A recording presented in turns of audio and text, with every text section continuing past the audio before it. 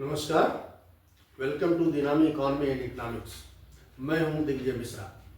इसके पहले के वीडियो में हमने बात किया था कि हायरार्की मॉडल जो है वो इसेंशियली अनस्टेबल है, जिसका ये कहना था कि अगर इक्विलिब्रियम कंडीशन मेंटेन है तो ठीक, यदि नहीं है, किसी भी प्रकार का डाइवर्जेंस आता है तो फिर मार्केट मैकेनिज्म में या मार्केट सिस्टम में ऐसी कोई व्यवस्था नहीं होती कि इक्विलिब्रियम स्थापित हो सके।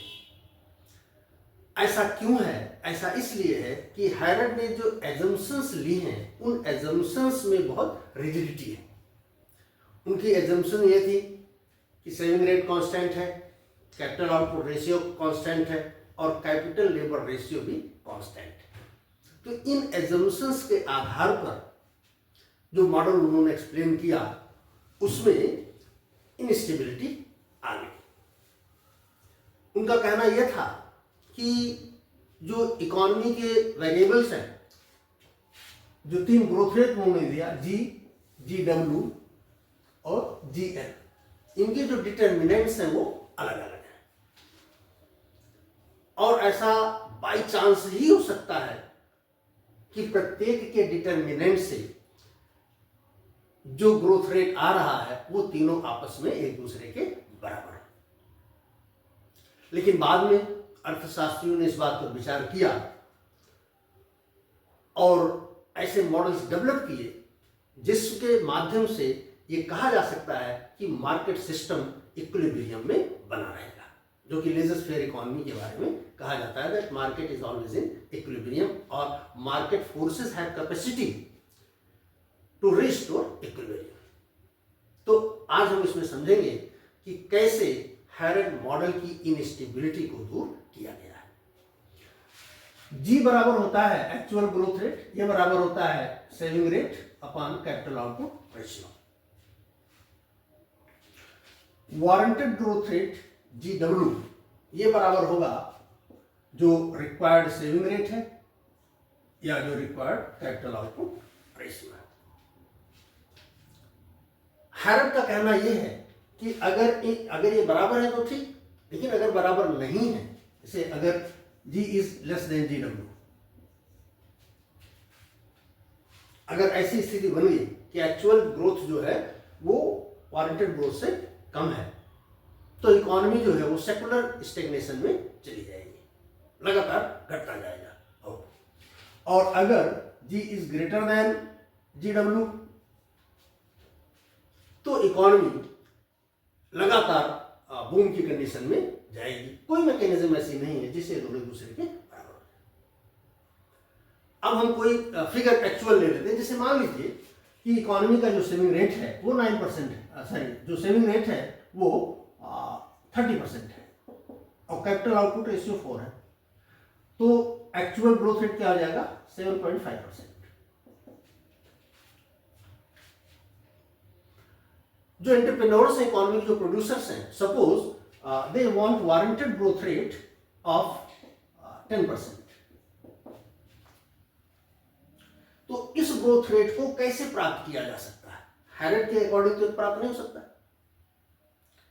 लेकिन दो मॉडल्स ऐसे डेवलप किए गए, नियो क्लासिकल मॉडल, रॉबिन्सन और कैल्डर मॉडल, जिनके माध्यम से बताया गया कि हम इस ग्रोथ रेट को प्राप्त कर सकते हैं अगर इनमें कोई परिवर्तन कर दें। जैसे अगर हमें मान लें कि कैपिटल आउटपुट रेशियो 4 है, लेकिन जो सेविंग रेट है वो 40 हो जाए, 40%, तो ये 10% ग्रोथ रेट आ गया।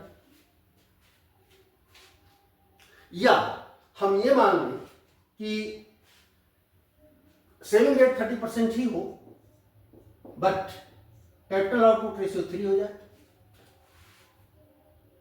तो भी हमें 10% मिल गया। मींस अगर वारंटेड ग्रोथ रेट को प्राप्त करने के लिए हम सेविंग रेट को या कैपिटल आउटपुट रेशियो को वेरिएबल कर दें, तो फिर जो एक्चुअल ग्रोथ है और वारंटेड ग्रोथ है दोनों बराबर हो जाएंगे। क्यों? क्योंकि एक्चुअल ग्रोथ तो सेविंग रेट और कैपिटल आउटपुट का रेशियो ही होगा। इसमें सेविंग रेट को वेरिएबल बनाया है रॉबिन्सन के मॉडल ने और कैलडॉर के मॉडल ने। इन दोनों लोगों ने यह माना है that propensity to save of labours और workers is less than propensity to save of capitalist. मजदूरों की बचत की प्रवृत्ति पूंजीपतियों की बचत की प्रवृत्ति से कम होती है।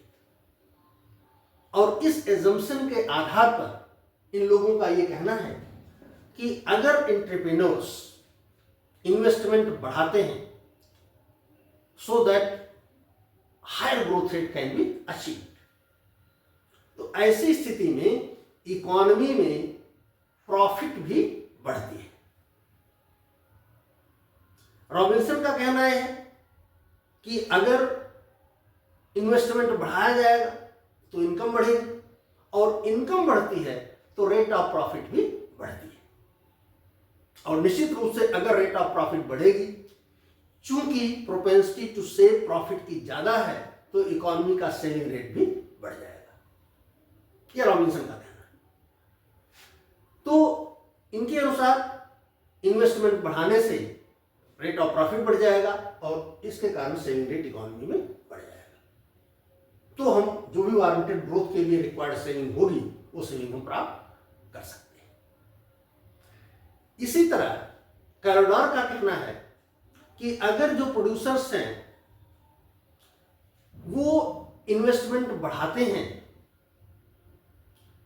तो इकोनॉमी में इनकम में जो प्रॉफिट का शेयर है वो भी बढ़ जाता है।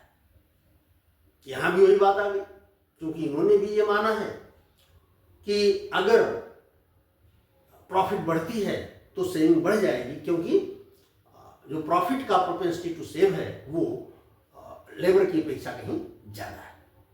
तो ये जो दो मॉडल्स हैं, रॉबिन्सन के मॉडल, एक रॉबिन्सन का मॉडल और दूसरा कैलडॉर का मॉडल, ये दोनों मॉडल इकोनॉमी में सेविंग रेट बढ़ा करके जो डिसइक्विलिब्रियम की प्रवृत्ति है उस डिसइक्विलिब्रियम की प्रवृत्ति को रोकते हैं, या इन दोनों मॉडल में ऐसा होता है। हम इंडियन इकोनॉमी की बात करें तो आप देखिए 2005-6, 2006-7 इनमें हमारी इकोनॉमी का जो ग्रोथ रेट बहुत हाई था, and that growth rate was financed by higher savings. जब हमको हाई ग्रोथ रेट मिला, हमारी सेविंग्स भी बहुत हाई थी। इसका मतलब कि यह कहना कि सेविंग रेट कांस्टेंट होता है, यह सही नहीं है। इकोनॉमी में सेविंग रेट बदलता है, और अगर सेविंग रेट बदलता है तो वारंटेड ग्रोथ रेट हम प्राप्त कर सकते हैं। तो जो GW और G का जो इनइक्वलिटी है उस इनइक्वलिटी को हम दूर कर सकते हैं। दूसरी तरफ न्यू क्लासिकल मॉडल है जिसमें सोलो मॉडल है, मीन्स मॉडल है। इन लोगों का ये कहना है कि अगर हम कैपिटल आउटपुट रेशियो को ही बदल दें, जैसे कि इस एग्जाम्पल में है, तब भी हम हायर ग्रोथ रेट प्राप्त कर सकते हैं at the same saving rate. और इनका यह कहना है कि ऐसा ज्यादा बेहतर एजम्पशन है बजाय मानने की कि कैपिटल आउटपुट रेशियो कांस्टेंट होता है। तो इन लोगों ने जो हैरड का fixed input coefficient production function है उस प्रोडक्शन फंक्शन को ही बदल दिया, और इन्होंने नियो क्लासिकल प्रोडक्शन फंक्शन दिया, जिसमें नियो क्लासिकल प्रोडक्शन फंक्शन में कैपिटल लेबर रेशियो जो है वो वेरिएबल है। Capital labour ratio is variable. इनका जो प्रोडक्शन फंक्शन है वो कंटिन्यूअस है। कंटिन्यूअस प्रोडक्शन फंक्शन इस तरह का, लेबर कैपिटल। इनका ये कहना है कि अगर ये आइसोपेन कोई किसी पर्टिकुलर आउटपुट को शो कर रहा है, then this output can be achieved at this capital labor ratio as well as at this capital labor ratio.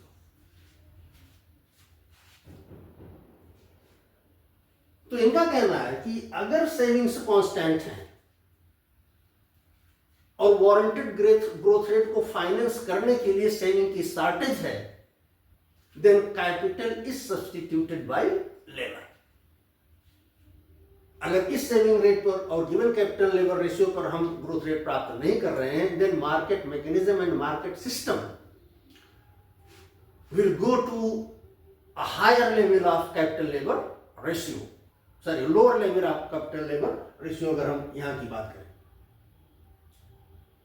उसी ग्रोथ को प्राप्त करने के लिए। इस तरह से warranted growth rate capital labour ratio में परिवर्तन के माध्यम से भी प्राप्त किया जा सकता है, जो नियोक्लासिकल्स का कहना है। तो ये जो दो स्ट्रीम थी, एक कैल्डर रॉबिन्सन वाली जिसमें इकोनॉमी में सेविंग रेट बदल सकता है because of their assumption that capitalist propensity to save is higher than workers propensity to save, और दूसरी स्ट्रीम जो नियोक्लासिकल्स की है that in economy capital labour ratio can be variable. इन दोनों के माध्यम से ये मॉडल ये प्रूव करते हैं कि मार्केट इकोनॉमी में इनहेरेंट टेंडेंसी होती है टू रिमेन इन इक्विलिब्रियम। ऐसा नहीं है कि सेकुलर स्टेग्नेशन या सेकुलर इन्फ्लेशन का दौर चलेगा, जैसा कि हैरल्ड डोमन मॉडल कहता है। इसमें अमर्त्य सेन ने एक नया ग्रोथ रेट भी शामिल कर दिया है जिसको एक्सपेक्टेड ग्रोथ रेट कहते हैं। तो अमर्त्य सेन के अनुसार actual growth rate, expected growth rate, warranted growth rate, इस प्रकार का भी डिस्टिंक्शन है। इसके बारे में किसी और वीडियो में बात करेंगे। अगर आपको वीडियो पसंद आया है तो इसे लाइक करें, शेयर करें, सब्सक्राइब करें। वीडियो देखने के लिए आपका धन्यवाद।